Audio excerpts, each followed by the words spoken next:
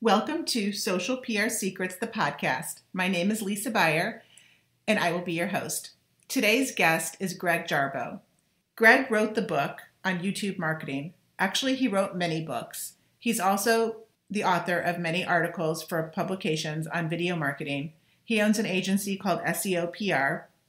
Another factoid that I love to share is that my very first panel I ever spoke on when it came to integrating SEO and public relations was with Greg Jarboe. It was search engine strategies back in 2007. I'll never forget how comfortable Greg made me feel for my very first speaking gig. Since that time, Greg and I have been fast friends when it comes to all things SEO, PR, and video marketing. This interview with Greg is packed full of wisdom and everything you need to know about video marketing, especially post-COVID-19. Welcome, Greg Jarboe.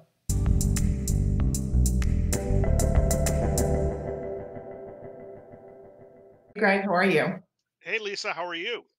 Great. So back in the day when I first started getting into transitioning from public relations into the whole search marketing world, Greg was one of the first experts that I met who was also in the PR world transitioning or in the SEO world. And I've learned a lot from you, Greg, over the years. We've shared panels together. We've, kind of been side by side in a lot of this. And now, we're into this kind of new phase of video that everybody said video was coming. Now video is here. So, Greg, will you just give kind of your top line credentials? My credentials? Yeah, Oh, well, Lord. you're a Okay. best-selling author. Number one, start with that.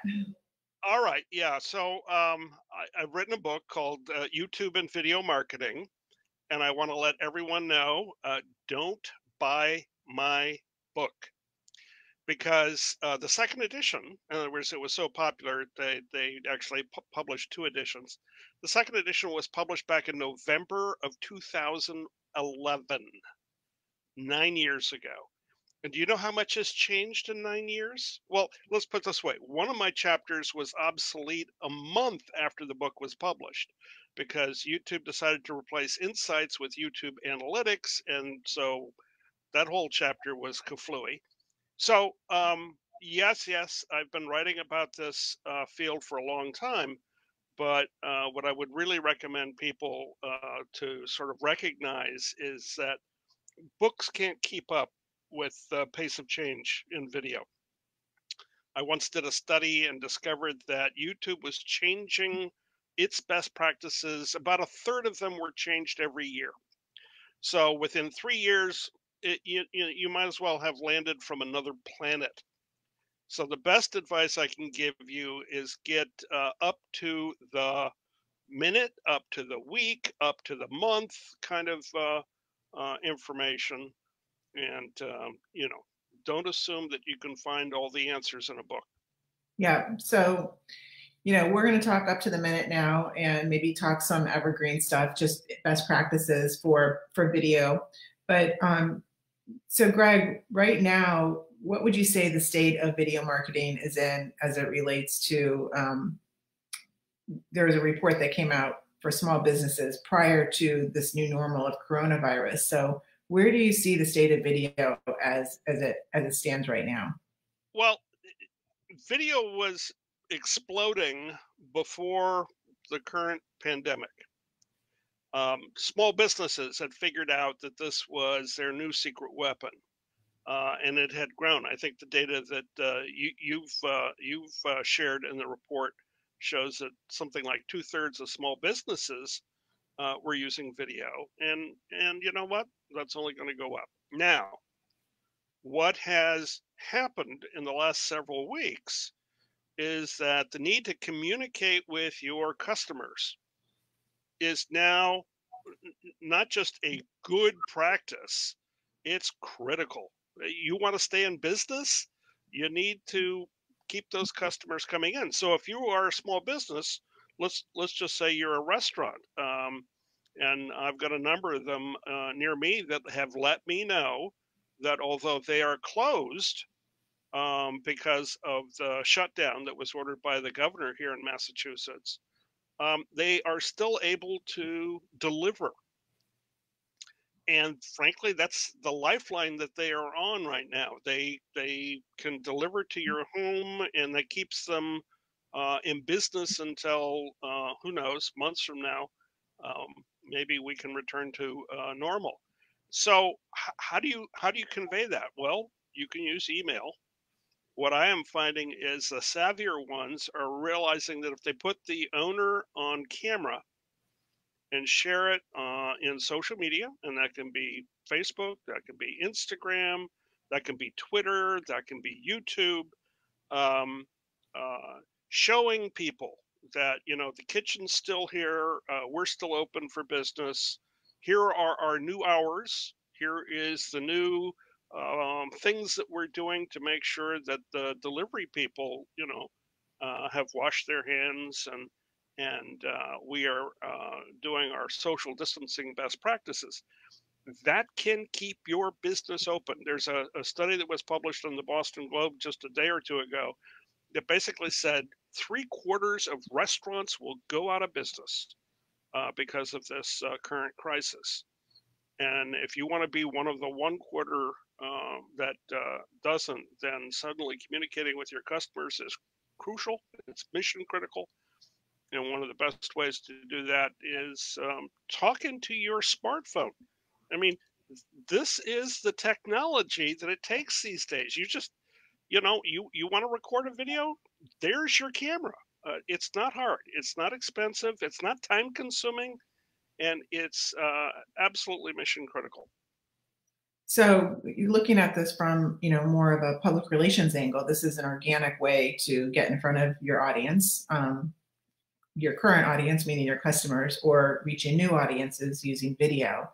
And both of us, having the background in PR and our audience, what we're talking about is, how to leverage video from a public relations standpoint, where we're not necessarily having to buy an ad. And, PR is considered, X times more credible than anything paid. So that's a great point, a way that restaurants can leverage video from a PR standpoint to reach their current audiences and talk to them on a daily basis and stay in front of them. What else are you seeing, how we can leverage video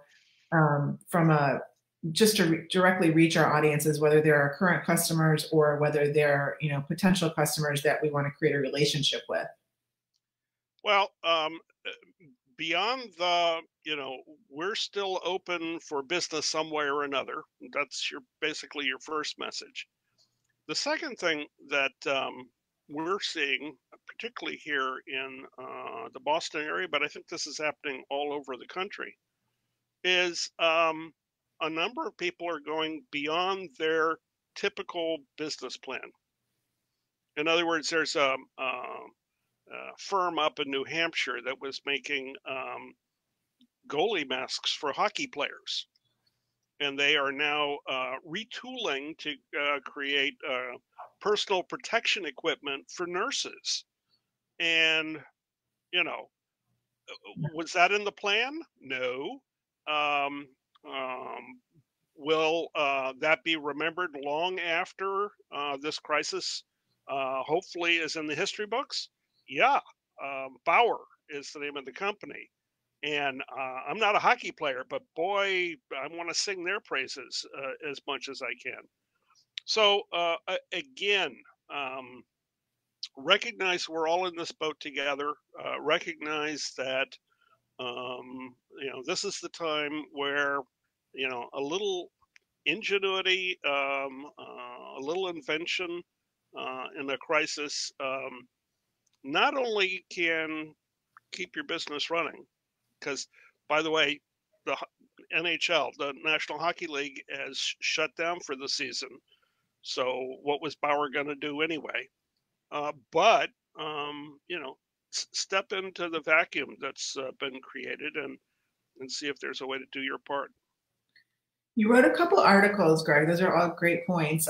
Recently in Search Engine Journal, why and how SEOs can help companies craft coronavirus response videos. And also why news SEO is crucial to publishers covering the coronavirus pandemic. So can you talk to those points and any others that are related to how what we need to be mindful of when it comes to video in this current pandemic? Sure. I think the step one in the article that I wrote for um, Search Engine Journal. And by the way, the interesting thing that Search Engine Journal did is they wrote three different headlines for the article, and those headlines rotate, and it's a way of optimizing the article for different search terms. It's all relevant content, but do you call it the coronavirus pandemic, or do you call it the COVID-19 outbreak? The answer is guess what?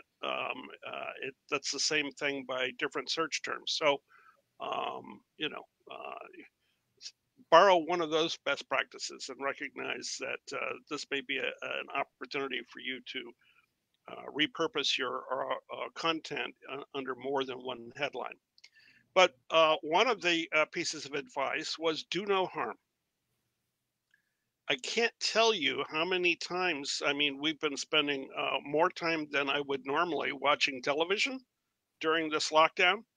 And I see commercials for, sandals, for example, saying, come to our beaches and, bring the whole family and have a great time together and eat at our restaurants. And it's like, excuse me, what planet are you on? Yeah, I've seen some of those commercials too. Cringing. Yeah. So my first rule is do no harm.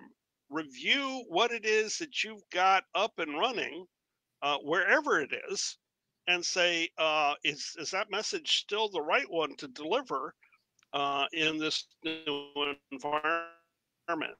So, consider that first.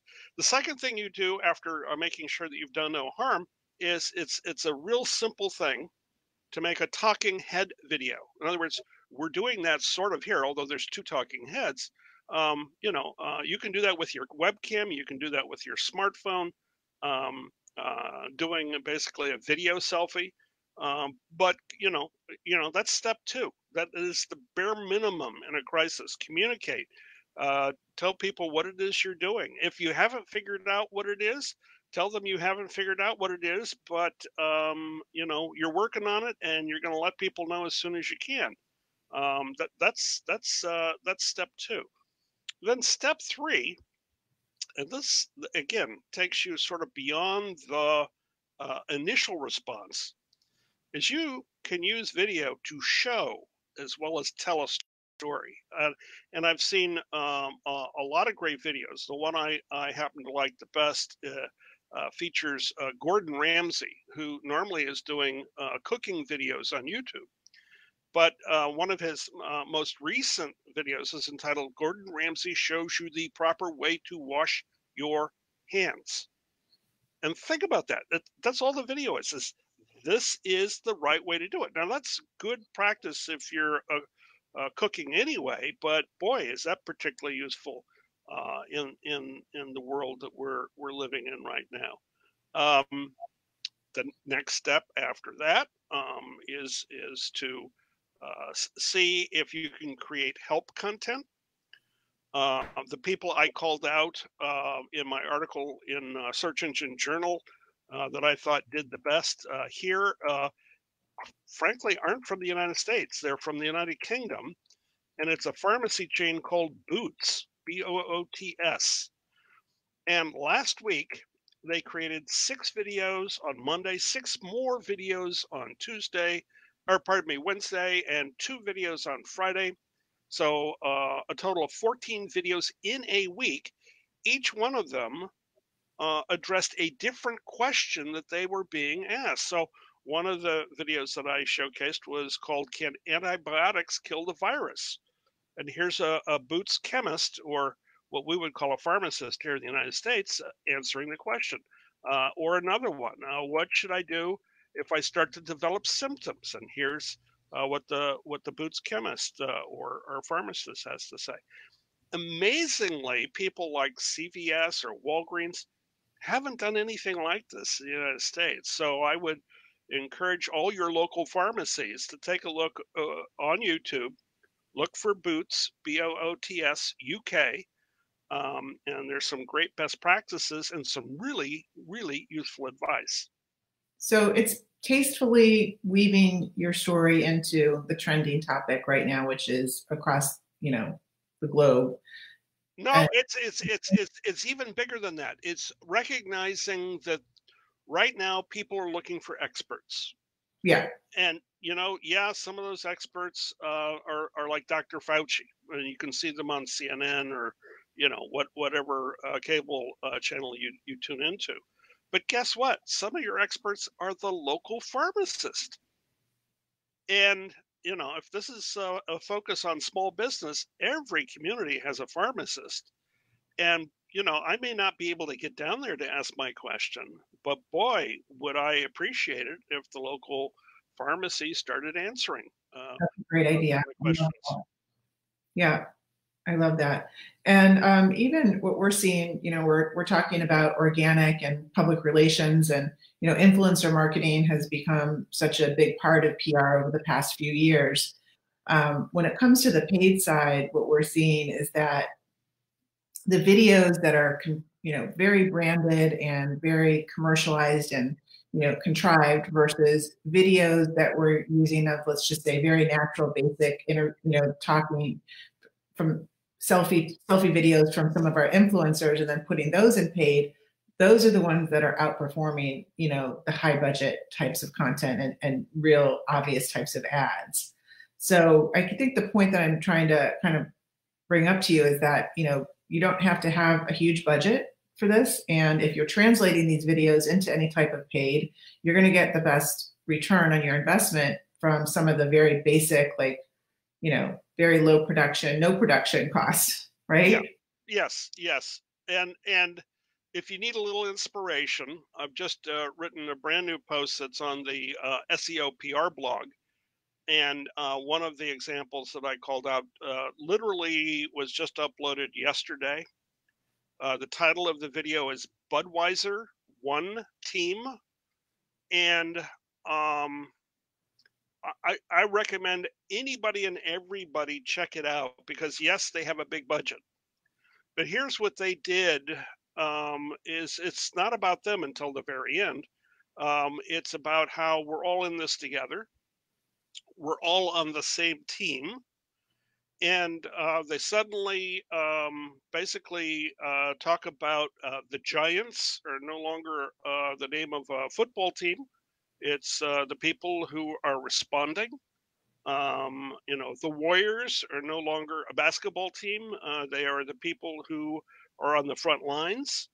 And they talk about how at the end, the way they tie it together with their, brand message is to say during this crisis, they've worked with major league stadia um, around the country to basically say we're going to pay to keep these places open for the Red Cross, so that if people want to donate blood and yet maintain their social distance, we're going to make that happen. And we're rediverting the money that we would have spent advertising Budweiser on sporting events to this effort of being able to get blood for the Red Cross during a crisis. So again, it's like, whoa. I don't normally drink Budweiser, but when the crisis lifts, boy, am I going out to Yeah, yeah, get a six pack. yeah.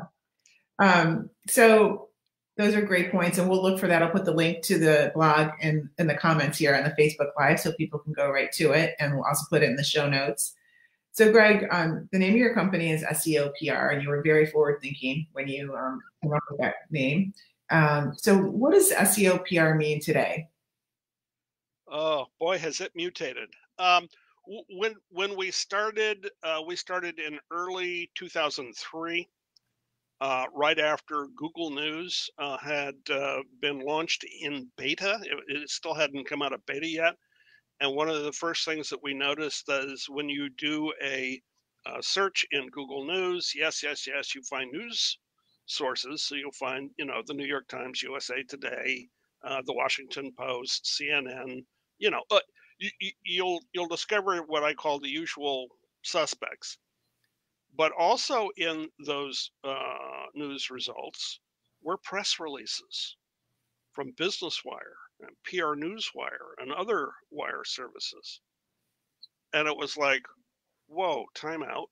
If we can optimize a page for Google, what will it take to optimize a press release for Google News? And that's one of the things that we tackled in early 2003, and it worked. It worked for a variety of clients, including some media companies. We did work with the Christian Science Monitor, a daily newspaper back then, to promote the fact that one of their reporters, Jill Carroll, had been held hostage in Iraq for 82 days, had been released, was coming home to write an 11-part series on what it was like to be a hostage.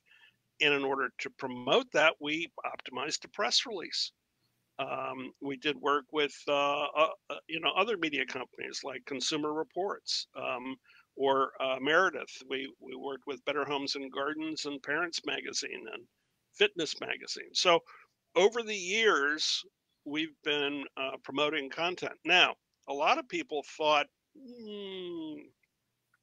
somewhere around 2013, and I think you wrote an article that talked about the fact that Google got explicit in its link scheme guidance and said that if you put a anchor text link in a press release, that was going to be considered a link scheme. That happened in 2013. And at that point, poof, interest in this tactic disappeared. Ironically, we were not using the anchor text links to drive search engine rankings so much as we were trying to drive traffic and track it. And we recently just won an award last fall from the US Search Awards for the best use of PR in a search campaign for optimizing a press release for Rutgers University, which was launching a brand new master's in human resource management program. What we were able to do is track the fact that the press release had generated about 11% of the leads for the program. And if you also counted the fact that we took a copy of the optimized press release, put it on the news page on the Rutgers website, and it, using SEO, also generated leads. We generated about 27% of the leads for the program using an optimized press release. And that was worth about $380,000 in tuition revenue for the university. And trust me, we did not spend a fraction of that optimizing the press release or optimizing the copy of the press release on the website. So yeah, this stuff still works all these years later. It's just somehow or other it became less popular after people couldn't use it for link spam. Well, I think it was just abused, for the wrong, people were using the press release and gaming it for the wrong reason, where, today, we're on the same page, very much a believer in optimization for all PR content to influence Google, to get found in Google, to get quality referring traffic. It might not be a huge quantity of traffic, but the quality is very high when it comes from, a well-written journalistic style press release that's been optimized. And, if you're using a paid distribution to get into Google News, even better. And, the stats are there that shows, just tying in images and, more importantly, video with that press release. Can you talk a little bit about that, like how you can leverage video with the press release? Yeah, we actually did an experiment with a small business in New Orleans called Get City Deals. It's a deal site, a daily deal site, and their customers are restaurants and shops on Bourbon Street, things like that.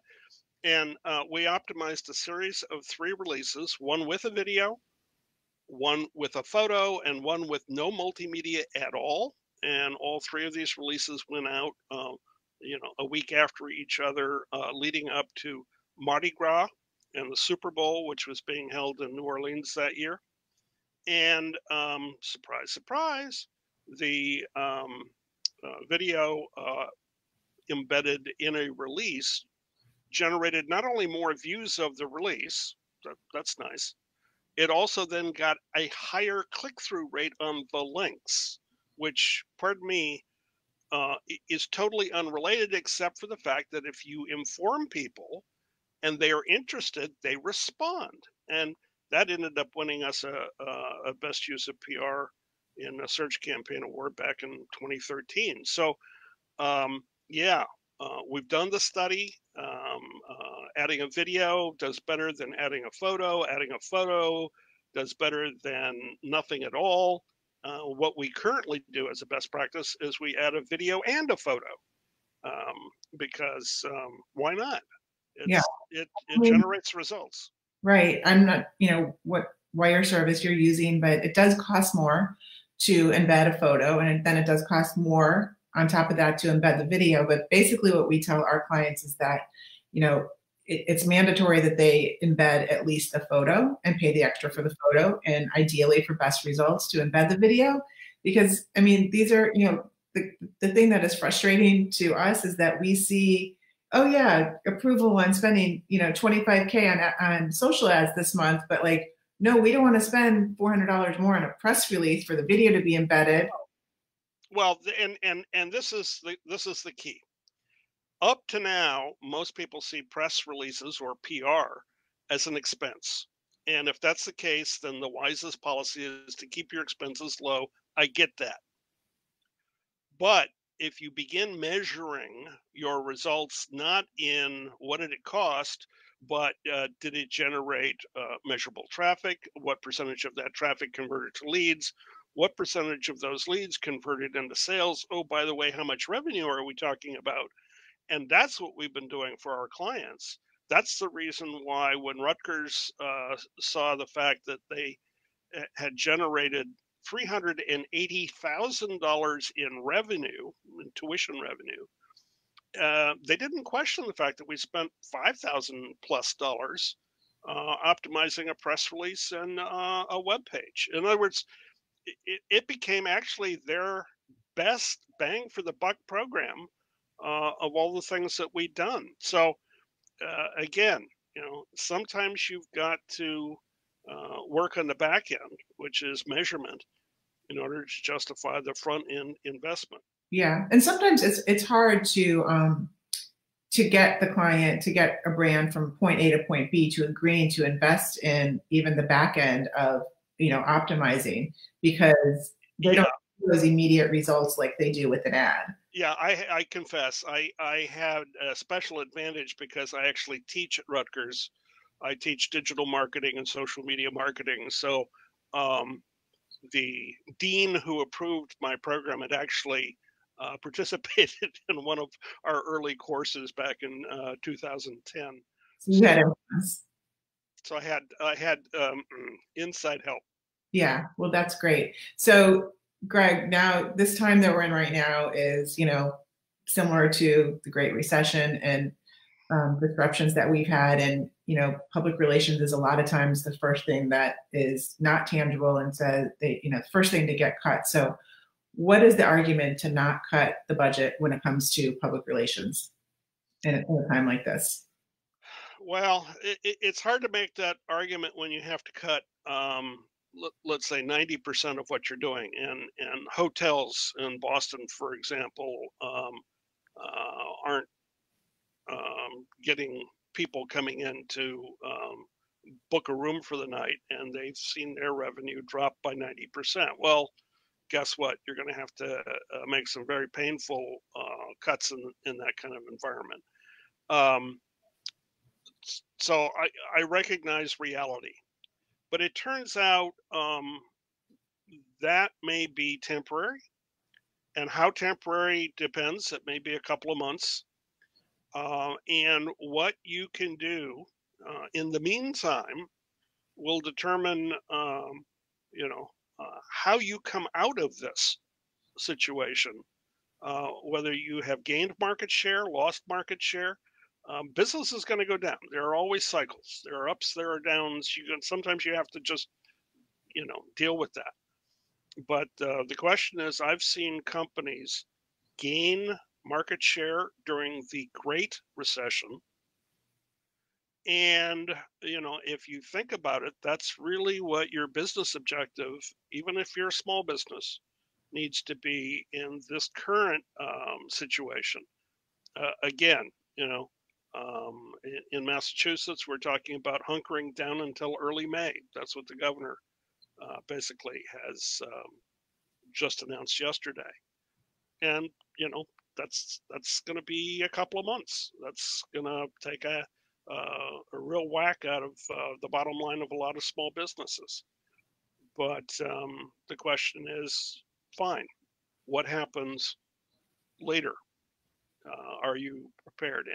And so again, why PR? Boy, just as I demonstrated last year to Rutgers University, it gives you the best bang for your buck. If you've got very little to spend, totally understand. Guess what? A very effective public relations program can basically get you through the lean times until you can turn on the advertising again. And like we started talking about earlier at the beginning, is right now video is the number one way to reach your audience, whether you're a small business or not. You don't have to have a huge budget to do this. You can just do it through your smartphone and stay engaged with your audience on a regular basis. And Lisa, you are the best case study I can think of. You're doing it right now. You didn't have to spend hundreds of thousands of dollars to put this production together, did you? Yes. Don't you see my set? This costs a lot of money.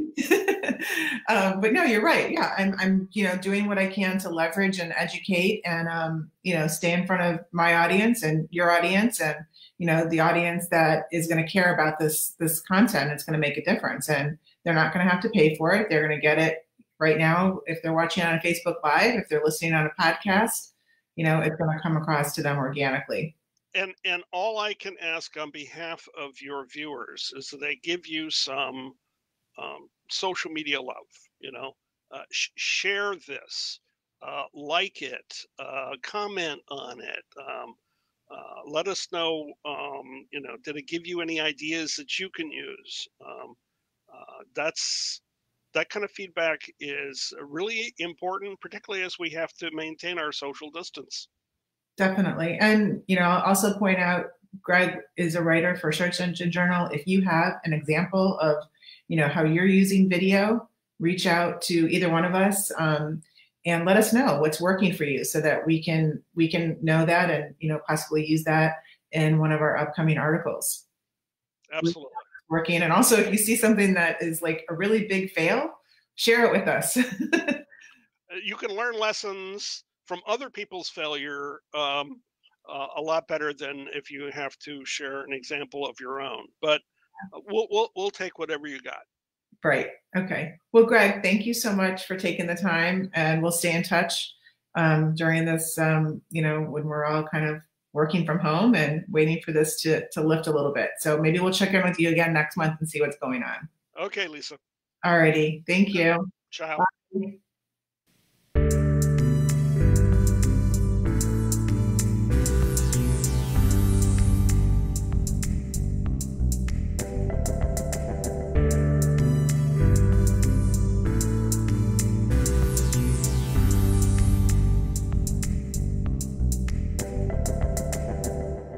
Thank you for listening to this episode of Social PR Secrets. If you like what you heard, check out the book on Amazon or follow our blog at socialprsecrets.com.